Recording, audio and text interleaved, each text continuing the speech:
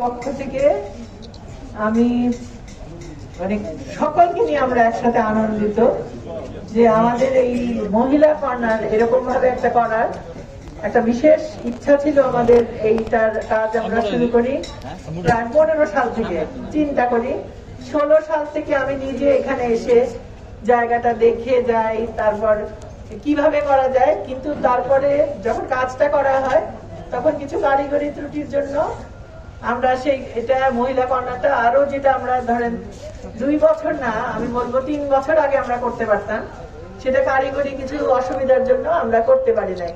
তো যাই হোক, আমরা সেই বাধাটাকে ভেঙে ঠিক করে যে এটার একটা জিনিস আপনারা দেখবেন, ঠিক করে আজকে আমরা এটা করেছি।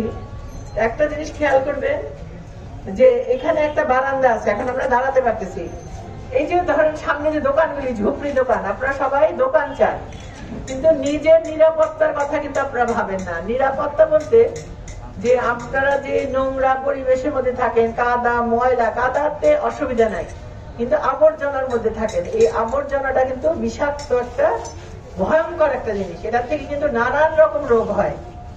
এই রোগের হাত থেকে বাঁচার জন্য কিন্তু আপনাদের যে চিপা চাপা জায়গার থেকে বার হওয়া লাগবে। আপনাদেরকে স্বাস্থ্যসম্মত একটা উন্নত বাজারের কথা চিন্তা করতে হবে, উন্নত বাজার করতে হবে। এবং আপনারা কিভাবে এখানে পরে যদি কেউ বাজার থেকে থাকে, দোকান থেকে থাকে, এখানে আমরা মনে করি যে একেবারে